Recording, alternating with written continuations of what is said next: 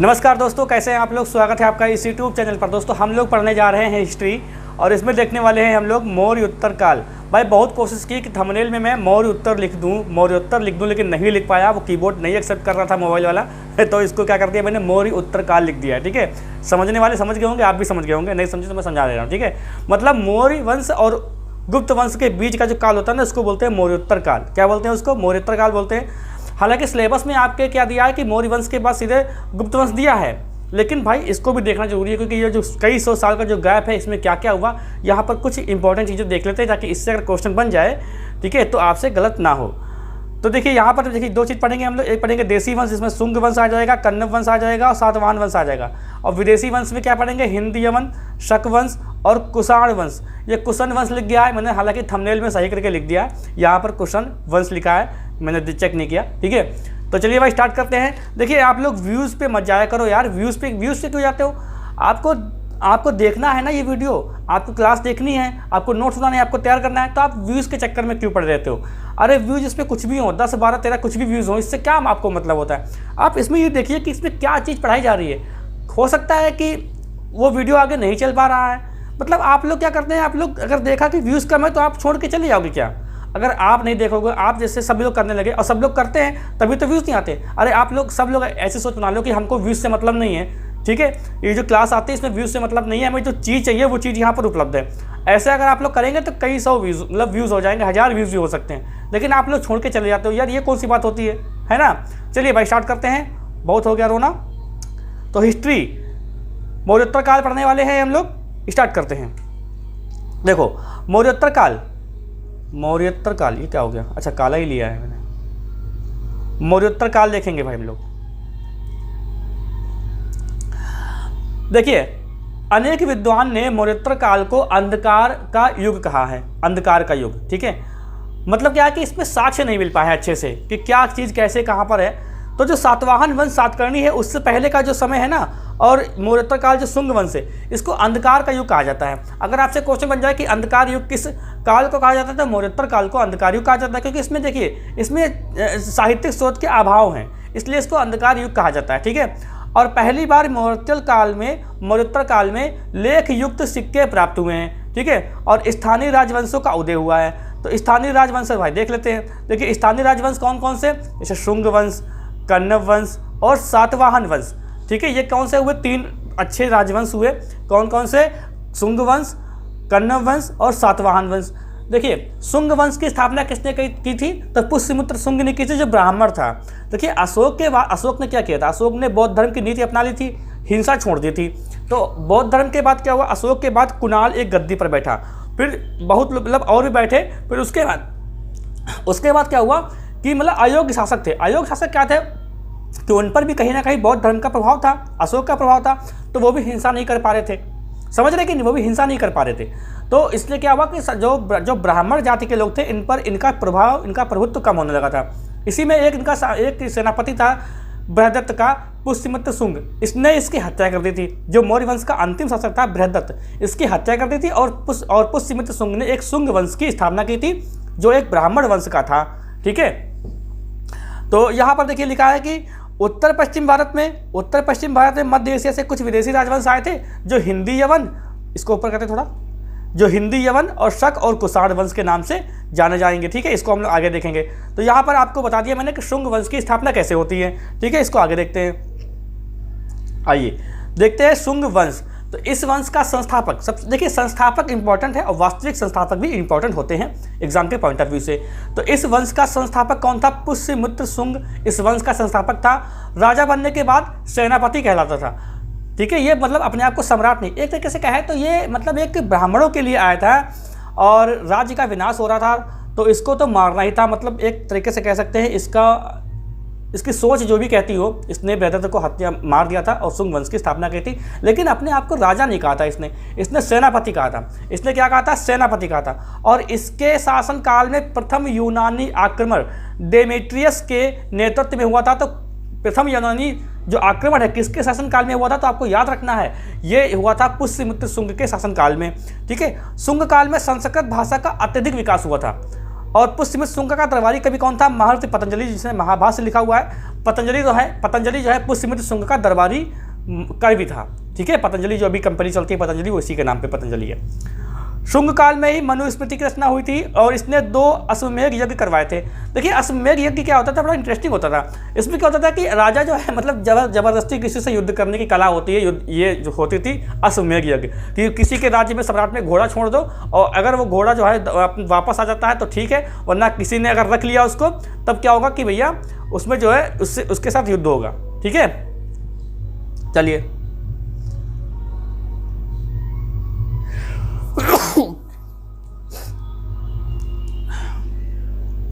बरहुत और सांची का स्तूप पुनर्निर्माण पुष्यमित्र शुंग ने कराया था इसका।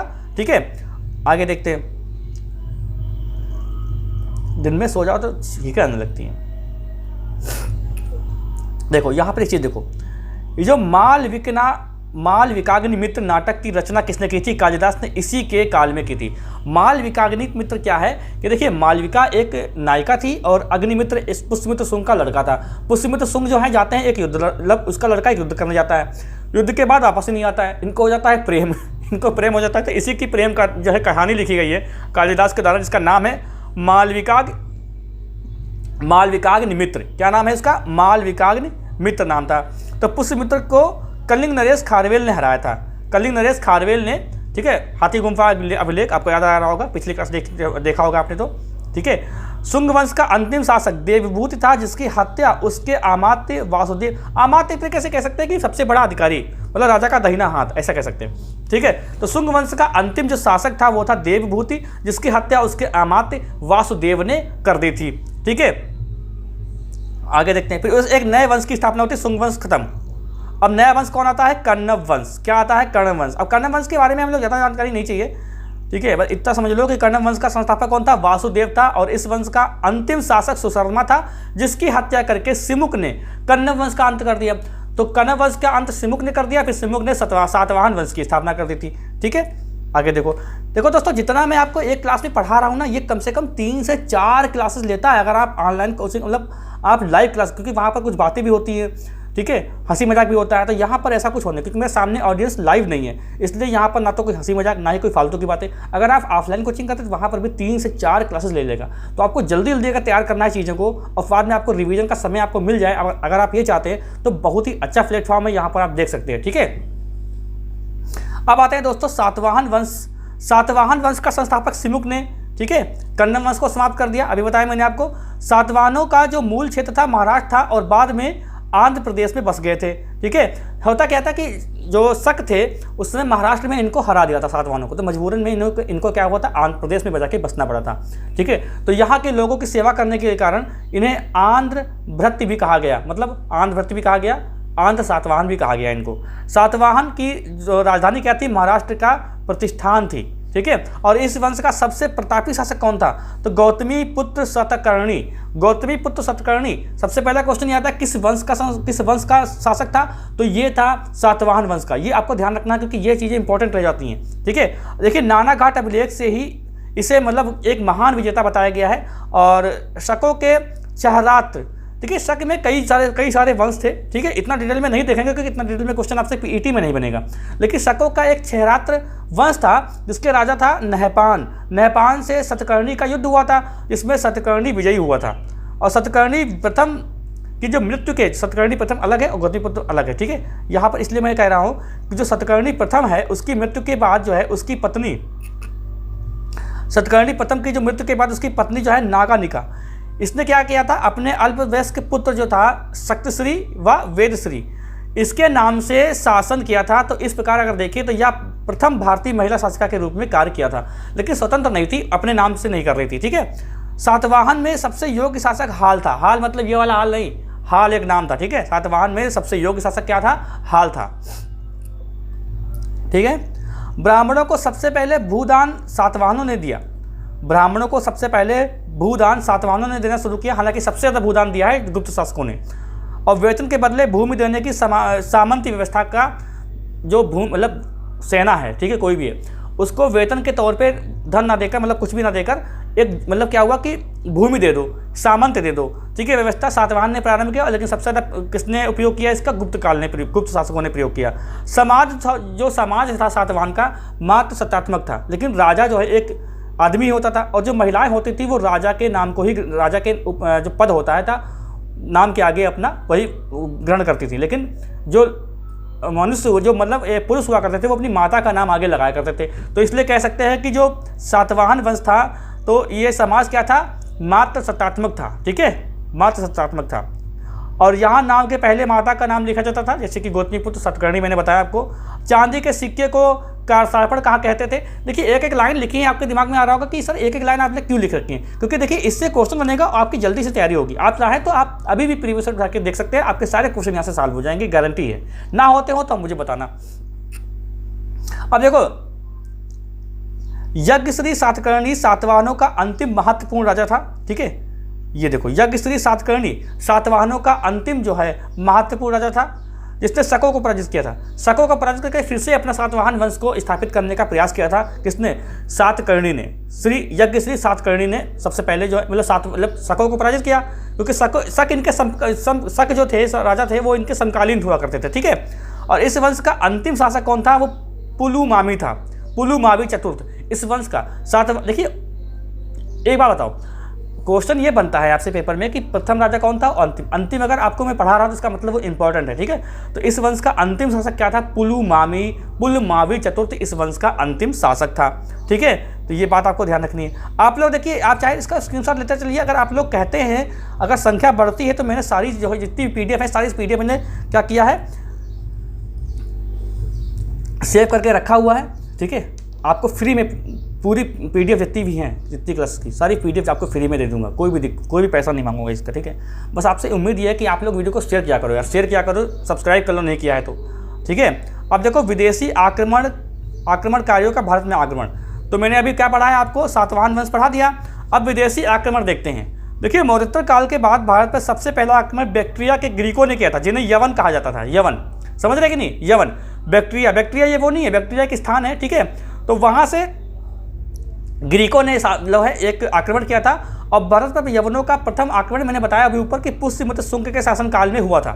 और बैक्ट्रियाई या यूनानी वंश की दो शाखाएं थीं, एक थी यूथेडेमस वंश, एक था यूक्रेटाइडिस वंश। अब इसकी देखिए राजधानी आपसे पूछ लेता है, तो देखिए यूथेडेमस वंश की राजधानी क्या थी? वो थी सियालकोट। और यूक्रेटाइटिस की राजधानी क्या थी? वो थी तक्षशिला, ठीक है, तक्षशिला इसकी राजधानी थी। आगे देखो, भारत के भीतरी भाग में प्रवेश करने वाला पहला यूनानी शासक कौन था? ये था डेमेट्रियस। अब ये किसका था? ये यूथेडेमस वंश का एक महान शासक था, ठीक है, डेमेट्रियस। सबसे प्रसिद्ध ये वंश शासक मिनांडर था। मिनांडर ये भी उसका था, यूथेडेमस वंश का था। देखिए, बौद्ध साहित्य में वह मिलिंद के नाम से प्रसिद्ध था। और यह पहला ये वंश शासक था जिसने बौद्ध धर्म को अपनाया था, ठीक है। और बौद्ध साहित्य मिलिंद है, मिलिंद पन्हो, ये इसकी रचना किसने की है? नागसेन ने की है। नागसेन, देखिए नागसेन और जो ये है मिनांडर, इनके बीच जो वार्तालाप हुई है बौद्ध धर्म को लेकर, कुछ धर्म संबंधित बातें हुई है, उनको लिखा गया है इसमें, ये मिलिंद पन्हो में, ठीक है, मिलिंद पन्हो में नागसेन ने लिखा है। अच्छा, एक बात मैं बताना भूल गया आपको, जो पुष्यमित्र शुंग है इसको बौद्ध ग्रंथों में कहा गया है बौद्ध विरोधी, क्योंकि देखिए बौद्ध धर्म को पसंद नहीं करता था, ठीक है, क्योंकि इसमें ब्राह्मण और हिंदूवाद का काफ़ी मतलब पतन हो चुका था, है ना। अब देखो आगे देखते हैं, तो यहाँ पर आपको पता हो गई बात। अब एक चीज़ बचती है, हेराक्लीस भारत में यूक्रेटाइटिस वंश का सबसे महान शासक था और इंडो ग्रीक शासकों ने भारत में सर्वप्रथम सोने के सिक्के जारी किए। ये मोस्ट इंपॉर्टेंट लाइन है कि भारत में सर्वप्रथम सोने के सिक्के किसने जारी किए? तो इंडो ग्रीक शासकों ने सोने के सिक्के सबसे पहले जारी किए थे। ये बात आपको ध्यान रखनी है, क्योंकि इससे क्वेश्चन तो बहुत बने हैं, ठीक है। आप लोग चाहें तो प्रीवियस के क्वेश्चन जाके देखिए, सारे क्वेश्चन आपसे वन जितने भी लिखा हुआ है इस सब क्वेश्चन आपसे पूछे जाएंगे। अब आता है शक वंश। क्या आता है दोस्तों? शक वंश आता है। शक मध्य एशिया के जैकजार्टिस प्रदेश के निवासी थे और चीनी ग्रंथों में इन्हें सई नाम से संबोधित किया है।